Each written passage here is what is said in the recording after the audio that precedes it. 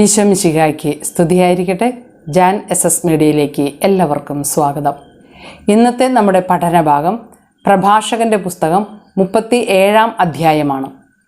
31 വചനഭാഗങ്ങളിൽ നിന്ന് 47 ചോദ്യോത്തരങ്ങളാണ് ഈ വീഡിയോയിൽ ഉൾപ്പെടുത്തിയിരിക്കുന്നത്. നമുക്ക് ചോദ്യോത്തരങ്ങളിലേക്ക് പോകാം. ചോദ്യം 1. 37-ാം അധ്യായം 1-ാം വാക്യത്തിന് സമാനമായ വാക്യം ഏത്? സുഭാഷിതം 20-ാം അധ്യായം 6-ാം വാക്യം. 2. മരണതുല്യമായ ദുഃഖമായി പ്രഭാഷകൻ പറയുന്നത് എന്ത്? സ്നേഹിതൻ ശത്രുവായി മാറുന്നത്. 3. ലോകത്തെ വഞ്ചന കൊണ്ട് നിറയ്ക്കുന്നത് എന്ത്? ദുഷിച്ച ഭാവന. 4. കൂട്ടുകാരൻ്റെ സന്തോഷത്തിൽ ആനന്ദിക്കുന്നതാര്? സ്നേഹിതൻ. 5. കൂട്ടുകാരൻ്റെ സന്തോഷത്തിൽ ആനന്ദിക്കുന്ന ചില സ്നേഹിതന്മാർ ആപത്ത് വരുമ്പോൾ ചെയ്യുന്നതെന്ത്? അവനെതിരായി തിരിയും. 6. ചിലർ സ്നേഹിതരായി സഹായിക്കുന്നത് എന്തിനു വേണ്ടി? ഉദരപൂരണത്തിനു വേണ്ടി. 7. ഉദരപൂരണത്തിനായി ചില സ്നേഹിതർ സഹായിക്കുന്നുവെങ്കിലും യുദ്ധം വരുമ്പോൾ അവനു വേണ്ടി അവർ എന്തായി നിൽക്കുന്നു? പരിചയായി. 8. നിന്റെ ഐശ്വര്യകാലത്ത് അവനെ അവഗണിക്കുകയോ മറക്കുകയോ ചെയ്യരുതെന്ന് പ്രഭാഷകൻ പറയുന്നത് ആരെ? സ്നേഹിതനെ. 9. പൂരിപ്പിക്കാനുള്ളൊരു ചോദ്യമാണ്. 2 ഭാഗങ്ങളിലാണ് പദങ്ങൾ വിട്ടുപോയിരിക്കുന്നത്. എല്ലാ ഉപദേശകരും ഡാഷ് നൽകുന്നു, എന്നാൽ ചിലരുടെ ഉപദേശം ഡാഷ്. എല്ലാ ഉപദേശകരും മാർഗനിർദ്ദേശം നൽകുന്നു, എന്നാൽ ചിലരുടെ ഉപദേശം സ്വാർത്ഥപരമാണ്. അപ്പോൾ 2 വിട്ടുപോയത്, ഒന്ന് മാർഗനിർദ്ദേശം, രണ്ടാമത്തേത് സ്വാർത്ഥപരം. 10. 37-ാം അധ്യായം 6-ാം വാക്യത്തിന് സമാനമായ വാക്യം ഏത്? സുഭാഷിതം 27-ാം അധ്യായം 10-ാം വാക്യം. 11. ഉപദേശകനെ സൂക്ഷിച്ചു കൊള്ളണം എന്ന് പ്രഭാഷകൻ പറയാൻ കാരണം? ഉപദേശകൻ ചതിക്കാൻ സാധ്യതയുള്ളതുകൊണ്ട്. 12. ഉപദേശകൻ്റെ ഉന്നം എന്ത്? സ്വാർത്ഥലാഭം. 13. നിന്റെ മാർഗം സുരക്ഷിതമാണ് എന്ന് പറഞ്ഞിട്ട് നിനക്ക് എന്ത് സംഭവിക്കുന്നു എന്നറിയാൻ മാറി നിൽക്കുന്നത് ആര്? ഉപദേശകൻ. 14. ആരോട് ഉപദേശം ചോദിക്കരുത് എന്നാണ് പ്രഭാഷകൻ പറയുന്നത്? നിന്നെ സംശയിക്കുന്നവരോട്. 15. ആരോട് ലക്ഷ്യം വെളിപ്പെടുത്തരുത്? അസൂയാലുവിനോട്. 16.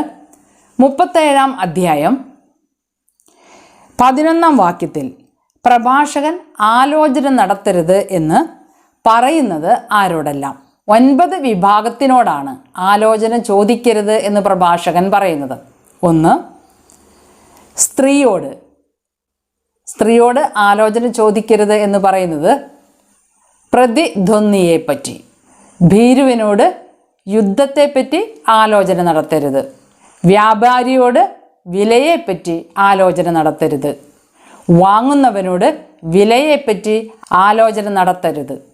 വിദ്വേഷിയോട് നന്ദിയെപ്പറ്റി ആലോചന നടത്തരുത്.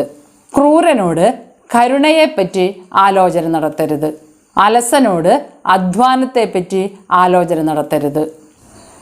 1 വർഷത്തേക്ക് കൂലി കൊടുത്തവനോട് ജോലി പൂർത്തിയാക്കാത്തതിനെ പറ്റി ആലോചന നടത്തരുത്. മടിയനായ ദാസനോട് വലിയ ഉദ്യമത്തെപ്പറ്റി ആലോചന നടത്തരുത്. 17. എല്ലായ്പ്പോഴും ഒട്ടി നിൽക്കേണ്ടത് ആരോട്? 4 വിഭാഗക്കാരെയാണ് പ്രഭാഷകൻ ചൂണ്ടിക്കാണിക്കുന്നത്. 1. ദൈവഭക്തനോട്. 2. കൽപ്പനകൾ പാലിക്കുന്നവനോട്. 3. നിന്റെ സ്വഭാവത്തോട് ഇണങ്ങുന്നവനോട്. 4. നിന്റെ പരാജയത്തിൽ സഹതപിക്കുന്നവനോട്. 18. ഏറ്റവും വിശ്വാസ്യമായ ഉപദേശം ആരുടേതാണെന്നാണ് പ്രഭാഷകൻ പറയുന്നത്? നിന്റെ ഹൃദയത്തിൻ്റെ. 19. കൂടുതൽ വിവരങ്ങൾ നൽകുന്നത് ആര്? സ്വന്തം ഹൃദയം. 20. എന്തിനേക്കാൾ കൂടുതൽ വിവരം നൽകുന്നത് സ്വന്തം ഹൃദയമാണെന്നാണ് പ്രഭാഷകൻ പറയുന്നത്. ഗോപുരത്തിന് മുകളിലിരുന്ന് നിരീക്ഷിക്കുന്ന 7 പേരെക്കാൾ. 21. ഗോപുരത്തിന് മുകളിലിരുന്ന് നിരീക്ഷിക്കുന്ന 7 പേരെക്കാൾ കൂടുതൽ വിവരങ്ങൾ നൽകുന്നത് ആര്? സ്വന്തം ഹൃദയം. 22. സത്യമാർഗത്തിൽ നയിക്കുന്നതിന് പ്രാർത്ഥിക്കേണ്ടത് ആരോട്? അത്യുന്നതനോട്. 23. എല്ലാ പ്രവൃത്തിയുടെയും ആരംഭം എന്ത്? ചിന്ത. 24. എല്ലാ ഉദ്യമവും എന്തിൻ്റെ തുടർച്ചയാണ്? ആലോചനയുടെ. 25. ചിന്ത ഡാഷിൽ വേരൂന്നിയിരിക്കുന്നു, ഹൃദയത്തിൽ. 26. ചിന്തയുടെ 4 ശാഖകൾ: നന്മ, തിന്മ, ജീവൻ, മരണം. 27. നന്മയുടെയും തിന്മയുടെയും ജീവൻ്റെയും മരണത്തിൻ്റെയും നിയന്താതാവ് ആര്? നാവ്. 28. മറ്റുള്ളവരെ ഉപദേശിക്കുന്ന സമർത്ഥന്മാർ സ്വന്തം കാര്യത്തിൽ എങ്ങനെ പെരുമാറുന്നു? ബുദ്ധിശൂന്യരായി. 29. വാചാലതയുള്ളവൻ ശത്രുക്കളെ സമ്പാദിക്കുമ്പോൾ അവൻ്റെ അനുഭവം എന്ത്? പട്ടിണി. 30. ഒന്നിലും ജ്ഞാനമില്ലാത്തതുകൊണ്ട് കർത്താവ് അവനെ അനുഗ്രഹിച്ചില്ല. ആരെ? വാചാലതയുള്ളവനെ. 30. ഒന്നിലും ജ്ഞാനമില്ലാത്തതുകൊണ്ട് കർത്താവ് അവനെ അനുഗ്രഹിച്ചില്ല. ആര്? വാചാലതയുള്ളവനെ. 31.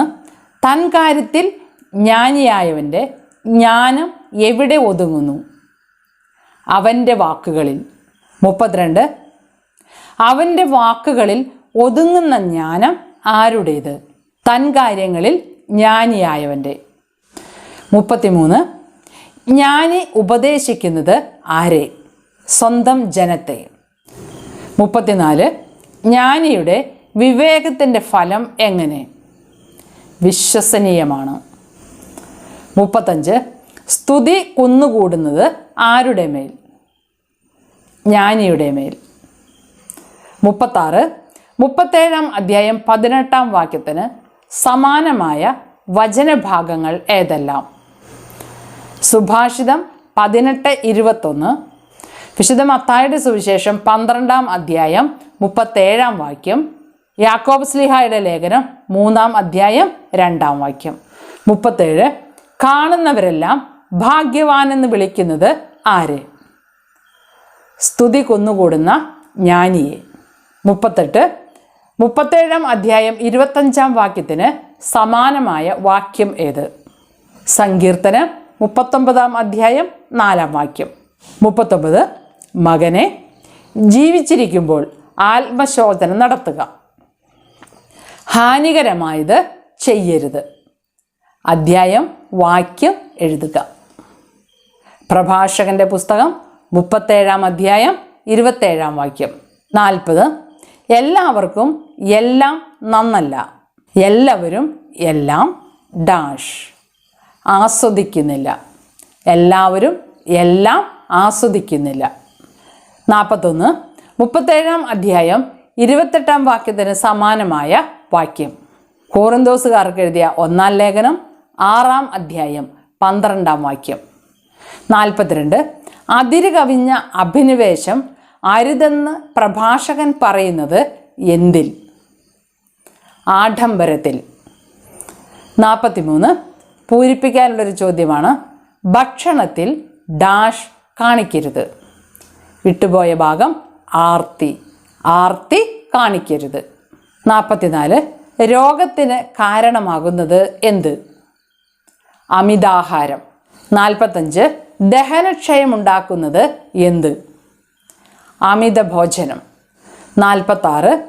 അനേകരുടെ മരണത്തിന് ഇടയാക്കിയത് എന്ത്? അമിത ഭോജനം. 47. അമിത ഭോജനം നിയന്ത്രിക്കുന്നവന് ഡാഷ് ഉണ്ടാവും. ആയുസ്. നല്ലൊരു ബൈബിൾ പഠനത്തിന് ദൈവം നിങ്ങളെ ഓരോരുത്തരെയും അനുഗ്രഹിക്കട്ടെ എന്ന് ആശംസിച്ചുകൊണ്ട് നന്ദി, നമസ്കാരം.